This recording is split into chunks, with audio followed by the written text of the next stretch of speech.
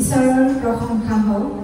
সৰ্বপ্ৰথমে সৃষ্টিকৰ্তা ঈশ্বৰক কোটি কোটিবাৰ ধন্যবাদ জনাইছোঁ। মহান গুৰুজনা আৰু গুৰুমালৈ সেৱা জনাইছোঁ আৰু সমূহ দাসদাসীলৈ নমস্কাৰ জনাইছোঁ। মোৰ এটি সাক্ষ্য আছে। মই যোৱা 2023 চনৰ ছেপ্টেম্বৰ মাহৰ 23 তাৰিখে প্ৰথম এই প্ৰাৰ্থনা দিবলৈ আহিছিলোঁ। তিনিচুকীয়াৰ সৰলা বৰুৱা বাইদেৱে মোক ইয়ালৈ লৈ আহিছিল আৰু তেতিয়া মই বহুত বেছি মানে মানসিক কষ্টত আছিলোঁ। মোৰ ঘৰখন বহুত খেলি মেলি হৈ অশান্তি হৈ একেবাৰে ভাঙি গৈছিল। মানে একেবাৰে সম্পূৰ্ণ মানে আমি মোৰ ছোৱালী দুজনী মানুহজন আৰু মই থাকোঁ। মই চাকৰি সূত্ৰে তিনিচুকীয়াত আছোঁ।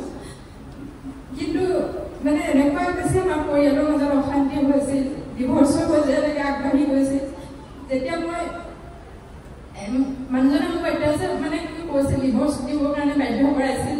কিন্তু মই যেতিয়া ডিভৰ্চৰ কাৰণে নিজেই গৈ এপ্লাই কৰিবলগীয়া হৈ গৈছিল, মোৰ এনেকুৱা পৰিস্থিতি হৈছিল। কিন্তু মই যেতিয়া ঈশ্বৰৰ গৃহলৈ আহিলোঁ, মই বুজি পালোঁ যে এইটো ভুলো হৈছে।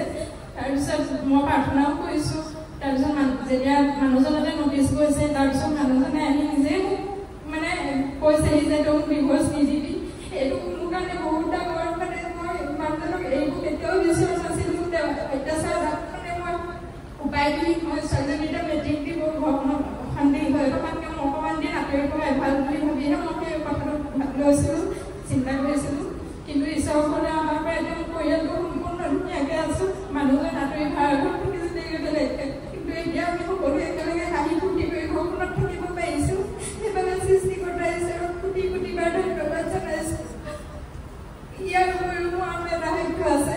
মোৰ মা ঘৰত মানে বহু সমস্যা হৈছিলে। ভাইটি আৰু মা মানে আমাৰ ঘৰখন মানে ধৰক হেৰি হৈ গৈছিলে যে ঘৰটো মানে চিজ কৰিবলগীয়া হৈছিলেগৈ বেংকৰ মানুহে চিজ কৰিব লৈছিলে। তেনেকুৱা অৱস্থাতে আজি আমাৰ মাও আহিছিলে। মা আজি আহিব নোৱাৰিলে, গাটো অসুখীয়া তেওঁ অলপ সাক্ষ্য দিবৰ কাৰণে। কিন্তু সেই যেতিয়া আমি প্ৰাৰ্থনা কৰি গৈছোঁ, তাৰ দুদিনমানৰ পিছতে আমাৰ সকলোখিনি মানে তাৰ পৰা আমি মুক্তি পাইছোঁ।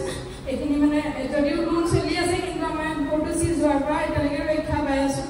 প্ৰভু ঈশ্বৰক ধন্যবাদ জনাইছোঁ আৰু প্ৰাৰ্থনা কৰিছোঁ যাতে মোৰ মানুহজন, মোৰ ভাইটি সকলোকে যাতে তেখেতে মনোনীত কৰি লয় আৰু ঈশ্বৰক জানিবলৈ বুজিবলৈ জ্ঞান শক্তি দিয়ে।